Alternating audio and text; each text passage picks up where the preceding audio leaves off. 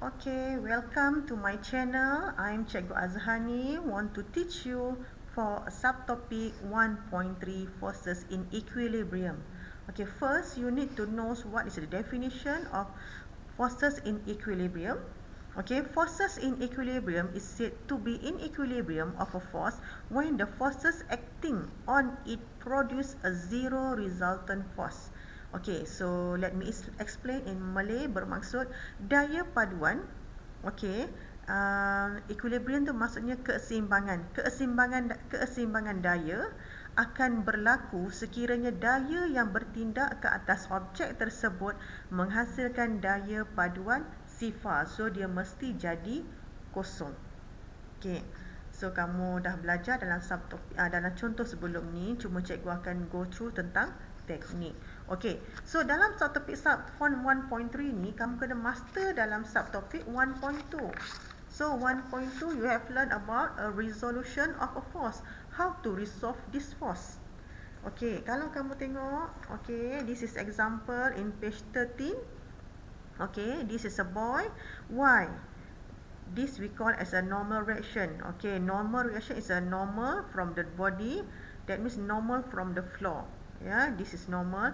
And a boy, there is a force to the bottom yang berserencang ke bawah. Semua force kita namakan sebagai weight yang perpendicular. If the force is a perpendicular from the floor, okay, we call as a normal reaction. And then if there are a pulling force, yang ni kan ada orang tarik tadi, okay, if this is a pulling force, so this a pulling force kita juga kena label sebagai F, and you need to measure the angle. Okay, so kita continue dengan page 14. Okay, how to resolve this force. Why this force Fx, kita recall balik ya, kenapa dekat sini Fx is equal to F cosine theta. Why Fy we call as a F sin theta. There is a reason there. Kenapa? Mengapa dan kenapa. Okay, so katakan cikgu how to resolve ya, resolution. So cikgu nak bermula dengan resolution of a force ataupun leraian daya. Bagaimana kamu nak meleraikan sesuatu daya. Okay, let's say, okay, cikgu buat satu benchmark dekat sini. Katakan ini lantai apa, floor kan. Okay, let's say this is a floor. There is an object here. Ada satu objek. Okay, and then the object is a pulling by a force. Satu objek ni ditarik dengan satu daya. Okay, daya tersebut dia tak berserencang, dia tak selari dengan lantai tersebut. So let's say katakan cikgu letak dekat sini macam ni. Cikgu lukis dekat sini ada pulling force F. Okay, macam mana kita nak resolve this force? Biasanya dia akan lukis macam ni. Okay, so bila lukis macam ni, so kamu tak ada masalah. First you need to find the angle between the force and the floor. So jangan ambil macam ni, kamu kena extrapolate. You need to extrapolate this force. Okay, so this force, right, you extrapolate. Okay, macam ni. Kalau lah soalan exam keluar macam ni, katakan cikgu extrapolate macam ni. Okay, and then how to resolve it. Okay, so cikgu akan lukis satu garisan dekat sini. Okay, so kalau kamu perhatikan, bila kamu dah resolve ni, you need to draw a perpendicular line from here, from the top of this force. Okay, make sure the line is perpendicular. So bila dia perpendicular dekat sini, so nampak tak dia stop dekat sini. So this is the end of this force for Fx. So this is the ending for this force. So force yang kedua dekat sini, katakan cikgu label dekat sini, this is point A, and then this is point B. Okay, so di sini ada satu angle. Katakan cikgu label dekat sini dengan angle theta. Okay, so dia punya konsep sekarang, why this force, katakan dalam paksi, okay, yang kamu dah belajar dalam axis, normal axis, this is x axis and the vertical is a y axis, right. Okay, so it's same in physics. So kalau garis force ni ke kanan selari dengan paksi X, so we can label is Fx. Okay, so if the force is a perpendicular to the floor, so we label as Fy. Okay, so cikgu buat satu garisan yang berserenjang. Okay, dia mesti tepat.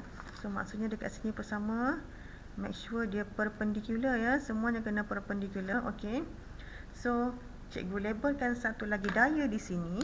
Okay, jadi this force like this. Nampak macam ni. Cikgu buat anak panah. So this force is we label as Fy. Okay, boleh. So cikgu nak bagi kamu faham, cikgu label A, cikgu label B, cikgu label C, cikgu label D. Okay, nanti senang kamu nak faham cara kita leraikan konsep untuk resolution of the force and leraian daya leraian daya. Okay, so kenapa Fx ni, kenapa yang kamu belajar sebelum ni, Fx kita declare sebagai F cosine theta. F cosine theta. Kamu tak boleh hafal macam tu sebab kadang-kadang soalan fizik dia boleh jadi pembuktian. You need to prove why Fx is equal to F cosine theta. You need to know. Okay, so kalau kamu tengok dekat sini, this is a triangle. Okay, this is a triangle. Okay, so cikgu keluarkan triangle ni. Okay, cikgu harap kamu nampak ya, cikgu nak cuba guna highlighter. Okay, so this is triangle. This triangle, the orange color one, 1, 2 and 3. This is a right angle triangle. Okay, you have learned before. Okay, if I'm not mistaken in form 2 in mathematics, if I'm not mistaken lah. Okay, so cosine theta. Okay, cosine theta is actually cosine theta is adjacent over hypotenuse. Okay, kamu dah belajar kan? Ataupun kalau dalam bahasa Melayu kamu belajar in Malay, kamu akan belajar cosine theta adalah sebelah bahagi hypotenuse. Okay, so ini formula yang kamu dah hafal. Jadi guna formula ni untuk create formula ni. Okay, jadi cikgu adjust kat sini supaya kamu nampak pembuktian dekat sini. Okay, so cosine theta. Okay, kamu salin balik formula. Katakan cikgu ambil bahasa Inggeris ya. Okay, so cosine theta is actually adjacent over hypotenuse. Okay, so cikgu refer pada yang warna orange ni tau. Okay, cosine theta is adjacent over hypotenuse. Okay, so cosine theta. Okay, cosine theta adjacent over hypotenuse. Adjacent, yang mana dekat sini is adjacent. Okay, adjacent adalah Fx. Ni adalah adjacent, bersebelahan dalam bahasa bersebelahan. So adjacent ni kita ambil label force ni Fx. So kita replace adjacent ni dengan Fx over hypotenuse. Yang mana hypotenuse dalam gambar raja ni? Hypotenuse is F. So kita ambil F di sini. Jadi cosine theta kita carry forward, kita tulis sini cosine theta. Okay, jadi Fx, F cosine theta ni, okay, daripada sini lepas tu kita cross multiply, kita rearrange balik. F ni bawa sebelah kiri jadi darab. So kamu akan dapat Fx is equal to F cosine theta. So kita dah proving formula ni. So nampak tak macam mana cikgu provekan formula ni? Okay, and then okay, so the another triangle y, Fy. Okay, kita nak prove yang kedua pula. Okay, y, Fy dia jadi F sin theta. Okay, kalau kamu nak hafal boleh, you can remember. You just remember kalau ada angle dekat sini, kalau sini Fx. So Fx yang berada bersebelahan dengan theta automatic cosine, if you can remember. Okay, kalau Fy dekat sini, the angle of Fy is far away. Nampak tak? Ini Fy, angle dekat sini jauh. So terus kita guna sin theta. Kenapa cikgu cakap jauh? Dia dosa. Sin cikgu just relate. Macam mana cikgu ingat? Sin cikgu tukar sin. Katakan cikgu tukar kepada bahasa Inggerisnya sin berdosa. So sebabkan dia berdosa, dia jauh sikit, so kita ambil sin. Kalau dekat kita ambil cos. Tu cara cikgu ingat lah. Okay, so now how to prove? Okay, so let me draw a new triangle. Okay, so here nampak tak right angle triangle dekat sini? So this is right angle triangle. Okay, so kalau kamu perhatikan dekat sini, okay, for this triangle, okay, kamu dah belajar sudut selang-seli, jeng jeng jeng, alternate. So kamu dah belajar dalam matematik alternate angle. Okay, this angle theta must be equal to this angle theta. Alternate angle, sudut selang-seli, dia mesti sama. So kalau di sini angle theta, automatic di sini juga akan jadi theta. Okay, theta di sini, theta di sini. Jadi kenapa dia kita guna triangle dekat sini?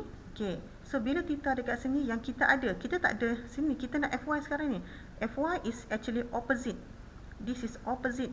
Yang ni adalah hypotenuse. So opposite dengan hypotenuse yang kamu dah belajar sebelum ni adalah guna formula sin. Sin theta is actually opposite. Opposite over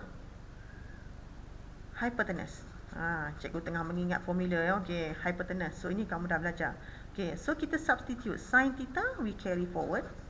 Okay, opposite for this triangle. Okay, the pink triangle. Theta dekat sini hypotenuse ada, opposite is fy. So cikgu gantikan dengan fy.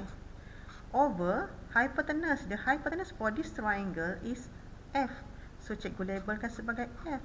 Jadi cikgu jadikan fy ni sebagai subjek. So fy is equals to, so f bring at the left side, kita akan buat darab silang, cross multiply f sin theta. Okay, so maka terhasillah formula fy is equals to f sin theta. Itu baru resolution of a force. Okay, so konsep ni yang kamu kena ingat untuk kamu teruskan dalam subtopik 1.3. Okay, dalam subtopik 1.3. Okay, cikgu akan sambung dengan part 2 nanti.